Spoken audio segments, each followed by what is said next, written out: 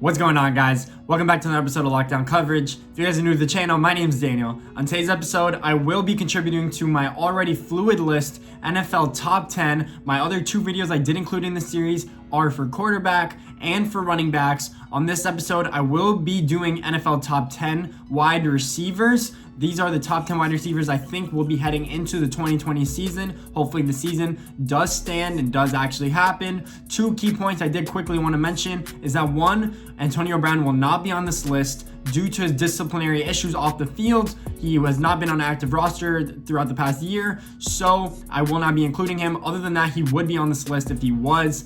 And number two, AJ Green as well is not on this list because he didn't play all of last year. If he played, I think he still would be in this top 10 list, but because he didn't, he won't be on this list. So don't be surprised. Those are two wide receivers I will not have. So without any further ado, let's get into it. And obviously, we're going to be starting from 10. So at number 10, I do have Miami Dolphins wide receiver Devante Parker. Yes, Devante Parker exploded onto the scene last year, played amazing with Ryan Fitzpatrick. No one anticipated him to do so. He was selected in the top 15 of the draft. Everyone anticipated him to have a good career, but he was on the verge of getting cut with the new coaching staff underway. They either told him you're either gonna produce or you're not. He ended up producing at a high clip, ended up catching more 50 balls than anyone would. Instead of being a 50-50 ball, I think he made it a 70-30 ball. That is what he actually did. He roasted Defensive Player of the Year, Stephon Gilmore. He had a fantastic year. He got his confidence up. I think he could continue that going into the 2020 season. I have him listed at number 10.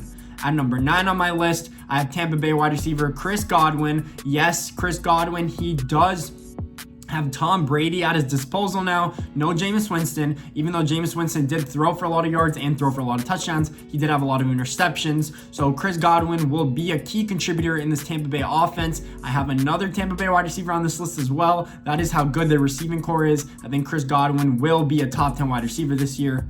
At number 8 on this list, I do have Dallas Cowboys wide receiver Amari Cooper. Yes, Amari Cooper that did get traded for a first-round pick from Oakland. He did not look good in Oakland. He revitalized his career last year with Dak Prescott, became Dak Prescott's number one option. Yes, I do think he's a wide receiver one. I do think he struggles a little bit at times, but when he does have big games, he has monstrous games. I'm talking about over 200 yards and 8 to 10 catches and 2 touchdowns, and he has breakaway speed, and he has a great catch radius, and he's finally developed into that player that everyone thought he would be coming out of Alabama.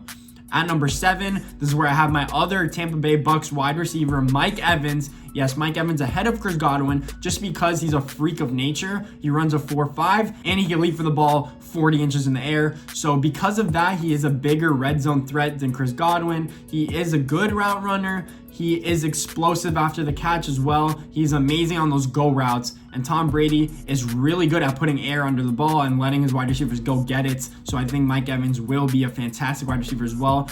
Tom Brady, wow, he also has Gronk at his disposal. I can't wait to see what the Bucs offense is going to look like. So Mike Evans at 7. At number 6, and this might come to a surprise, but Odell Beckham Jr. I think is at number 6 with the Cleveland Browns, just because of the situation he's in with Baker Mayfield, and Baker Mayfield seemed to struggle a lot last year with the Browns. I think Odell Beckham will have a better year than he did last year on the Browns. His first year, obviously, getting traded from New York. We'll see how he does. He does have Jarvis Landry on the opposite side of him, so that might take away a lot of catches that he would be in another offense, especially when he did play in New York. But I still think he's a top echelon wide receiver. If you gave him, let's say, Aaron Rodgers at his disposal, I think he would have 1,500 yards and 10 touchdowns every year as long as he stayed healthy. So Odell Beckham, yes, he's a freak and a physical specimen, but he doesn't have the right pieces, or at least Baker Mayfield, if he doesn't step up, Odell won't be higher on this list in my opinion. And then speaking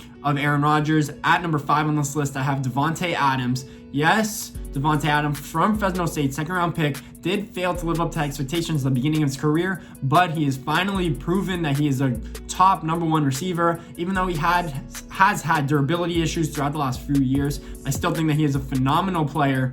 Devante Adams is that number 1 weapon that Aaron Rodgers really needs, even though he needs someone opposite him, and that is probably contributed to him not being as productive, even though he's been super productive, which proves to the point of how good of a receiver he is. I think he deserves this number 5 slot ahead of Odell on this list just because he knows how to play with Aaron Rodgers, who is a top flight quarterback.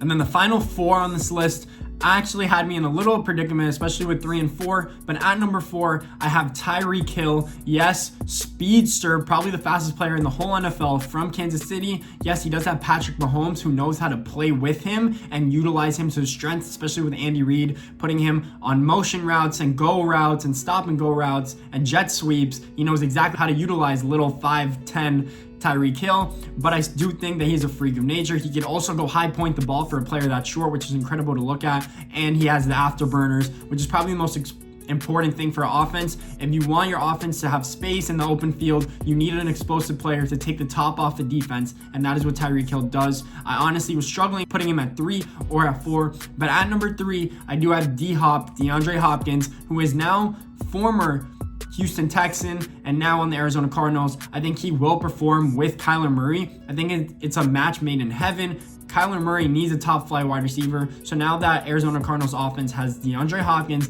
Larry Fitzgerald, and Christian Kirk, which is a crazy wide receiver core, you can't double anyone really, or else they could beat your defense one-on-one. So it makes sense for dhop to have more explosive plays this year. Even though the Texans wide receiving core was really good last year, they were injured. They didn't have that full complement of players around him, and Deshaun Watson didn't have time to throw the ball. So dhop couldn't do as much. Because you're limited at wide receiver and you can't always have the ball in your hand, you need someone to throw it to you. I think Kyler Murray with DeAndre Hopkins is a perfect fit, and I have him at 3. And then also 1 and 2 were a toss-up for me, but at number 2, I do have Michael Thomas. Yes, Michael Thomas. I know a lot of you think he might be deserving on that 1 spot, but I have him at 2 just because that I think that Emmanuel Sanders is now on the Saints and he will steal receptions from Michael Thomas.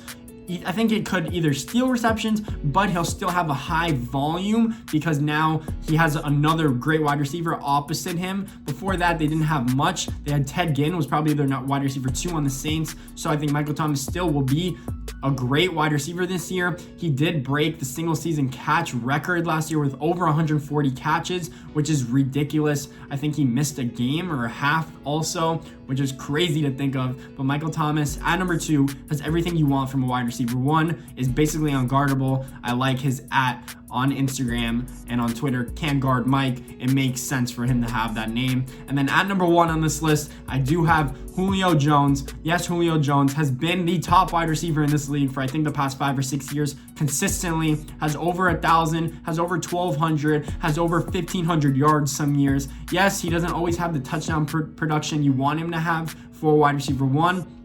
But what he does to defenses is that is the first thing you have to match up with is Julio Jones, and how are we going to double team him? You can't have one guy on him. I don't care if you're the best corner in the league. He'll probably beat you 60 to 70% of the time, which is high for wide receiver rates. Again, they do have Calvin Ridley opposite him, so he did have more production last year in terms of touchdowns and not being double teamed as much. But I think him and Matt Ryan, Julio Jones and Matt Ryan have a good connection that they've had for several years. That is why I have them at 1. So Julio Jones tops off this list at number 1 going into the 2020 season. If you guys think I should have any changes on this list, please make sure to leave comments below. I will happily debate or discuss with you guys. If you like this video, please make sure to leave a thumbs up and subscribe. I really appreciate it. More videos like this to come. Thanks for watching, guys.